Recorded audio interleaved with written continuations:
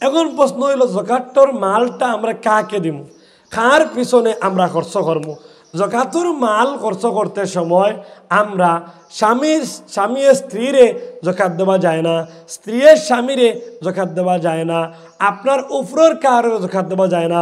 অর্থাৎ আপনার ছেলে, বাপ, দাদা, ঠাকুরজি এভাবে যত উফরে মারিয়া গেছে উফরের খাওয়ার জাকাতের টাকা দেওয়া যায় না। এরারে আপনি সাবা আপনার লাগি ফরজ, এরারে বরণ পোষণ দেওয়া আপনার লাগি ফরজ, খাদেই এরারে জাকাতের টাকা দেওয়া যায় না। 2 নম্বরে আপনার নিচের কেউ জাকাত দেওয়া যায় না। অর্থাৎ আপনি আব্বা, আপনার ছেলে, আপনার নাতি, আপনার নাতিন এইভাবে নিচের যারা আছেন এরারে জাকাত দেওয়া যায় না। 3 নম্বর সাহেবে মালের মালিক খেয়ারের জাকাত দেওয়া যায় না। 4 নম্বর অমুসলমান খেয়ারের জাকাতের টাকা দেওয়া যায় না। 5 নম্বর কোনো সৈয়দ খানদানের মানুষরে জাকাতের টাকা দেওয়া যায় না। এইভাবে আমরা জাকাতের টাকা এই 5 গুলো মানুষের দেওয়া যায় না। এছাড়া বাদবাকি আপনার করিবি রিশতাদার যারা এদেরকে জাকাত দিলে আপনি 2 সওয়াব পাবেন, ডাবল সওয়াব পাবেন। 1 সওয়াব পাবেন জাকাত আদায়ের সওয়াব, আর আরও 1 সওয়াব পাবেন সিলা রহমের সওয়াব। জাকাতের টাকা আপনার আপন ভাই, আপন বোন, আপন বোনের জামাই, কিবা তো আপনার চাচার ঘরে ভাই, চাচার ঘরে বনি জামাই, কিবা তো আপনার মামুর ঘরে ভাই, মামুর ঘরে বনি জামাই, কিবা তো মামুর ঘরে বোন। এইটা তো কোনো মানুষ গরিব থাকলে যারা মালের মালিক নাই, নিসাবের মালিক নাই, এরারে আপনি জাকাত দিতে পারবা। আপনার গরিবের মধ্যে দেখা গরিব, মিসকিন, এতিম, অসহায়, বিধবা এরারে আপনি জাকাত দিতে পারবা, আপনি জাকাত দেবা। মাদ্রাসার কোনো গরিব ছাত্র, কোনো গরিব হুজুর, মসজিদের কোনো গরিব ইমাম, ইমামতির উজরত ছাড়া, ইমামর বেতন ছাড়া আপনি জাকাতটা ফ্রি দিবা। এরপরে মাদ্রাসার কোনো ছাত্র তালেবা, মসজিদের কোনো ইমাম, মাদ্রাসার কোনো হুজুর এরারে জাকাত দিলে আপনি ডাবল সওয়াব পাইবা, 2 গুণ সওয়াব পাইবা। 1 সওয়াব পাইবা আপনি জাকাত আদায়ের সওয়াব, আরও 1 সওয়াব পাইবা এশাতে দিনের সওয়াব, দিন প্রচার করার সওয়াব। এর কারণে উজাড় মনে মাদ্রাসার গরিব ছাত্র, মাদ্রাসার হুজুর, কিংবা তো মসজিদের মুআল্লিম, মসজিদের ইমাম, মসজিদের মুয়াজ্জিন, আপনার এলাকাত কোনো গরিব আলিম, কোনো গরিব মেয়েলোক, কোনো গরিব পুরুষ লোক, এদের মধ্যে আপনি জাকাত বন্টন করক, অসংখ্য সওয়াব পাইবা। জাকাতের টাকা আমরা ওলা বাটে দিতাম যে একজনের দ্বারা কোনো ফায়দা হয়, উপকৃত হয়, এভাবে আমরা জাকাত দিতাম। আমরা 4.5 আনলে লইয়া পাঠিয়ে দিলাম, এটা কিয়ামত পর্যন্ত গরিবের কোনো ফায়দা হইতো নাই। আমরা তোমার কমল কয়েকখান পাঠিয়ে দিলাম, এটা গরিবের এমন কোনো ফায়দা হইতো নাই। যেলা ফায়দা হয়, একজন গরিব মানুষের টিনের প্রয়োজন আছে, তার ঘরে আমরা টিন কয়েকবার লইয়া দিলাই। একজন গরিব মানুষের খাবার কোনো সামগ্রী নাই, ঠান্ডার মৌসুমে কমল ব্ল্যাঙ্কেট নাই, এই তো ফায়দা দিলা হয়, ওরা কোনো বস্তু দেই নতুবা টাকা দিই। আমরা টাকা দিলে কিছু মোটা অঙ্কর একটা টাকা দেখা আমরা যাতে করি গরিব সকলের ফায়দা হয়। কোনো গরিবরে একটা অটো লইয়া দিলা কুয়া, তার বড় ফায়দা হইব। কোনো গরিবরে কয়জন মানুষে মিলিয়া আপনারা ধনী হলে জাকাতের টাকাগুলো হিসাব করিয়া একজন গরিব মানুষের যদি একটা রিক্সা, একটা ঠেলা, কিংবা একটা গড় যদি বানাইয়া দিতে পারেন, তারও বেশি ফায়দা হইব, আর আমরারও গরিব সকলের চলার একটা ব্যবস্থা হইব। এর কারণে আমি প্রত্যেক দোকানদার বাইকল আপনার দোকানের সব সামানের যেগুলা সামান আপনার দোকানে আছে, ওই দোকানের সামান প্রত্যেকগুলা যে ক্রয় মূল্য আপনার লোয়া মূল্য হিসাব করে আপনি জাকাত আদায় করবা। বেশিয়া কত টাকা লাভ হয়েছে এটা আগামী বছরের জাকাত ইয়া হিসাব আমাইব, এই বছরের জাকাত আপনি আমাইতো নাই।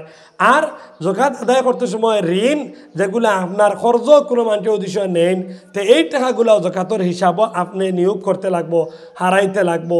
আপনি যে টাকা পাইবার আশা আছে, এইটা তো কোনো ঋণ টাকা যদি থাকে তো এইটাও জাকাতের হিসাবও।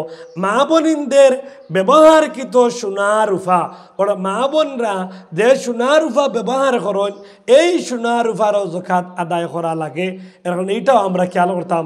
অনেক মা বোন তোর গলাত সরা আছে, হাতও সোনার খাস আছে, এবারে রূপার কিমান আংটি আছে, যদি সোনার রূপা উভয়টা যদি থাকে তাহলে আপনারা 52.5 তোলা রূপার যে মূল্য হইব, এই মূল্য প্রত্যেকটা সোনা হিসাব করবা। হিসাব করে সোনার মূল্যগুলা রূপার তোলার 52 তোলার দামনে আপনি দেখবা যদি 52 তোলা রূপার দাম হয়ে যায় তে আপনার জাকাত ফরজ হইব। এ সামান্য যদি 200 টাকা অ্যাকাউন্টে থাকে, 5 টাকা 10 টাকা 100 টাকা 2000 টাকা এইভাবে 200 টাকা থাকে, আর যদি আপনি সোনা পিনতেন তে আপনার 52 তোলা রূপার মূল্য হিসাব হয়ে যাব।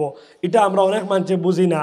জয়েন্ট ফ্যামিলি থাকলে যদি সব জায়গার টাকাগুলা যদি এক অ্যাকাউন্টে জমা হয় বা এক জায়গায় বাপর কাছে না টাকা জমা করেন তে সবর এখানো হিসাব হইব।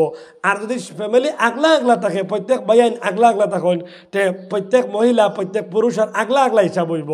অর্থাৎ প্রত্যেক মহিলার যদি 7.5 তোলা সোনা কিংবা তো যদি সোনার রূপা উভয় তা মিক্সচার করে তাই ব্যবহার করেন তাহলে এই হিসাবটা আই যাব 52 তোলা রূপার মূল্যত।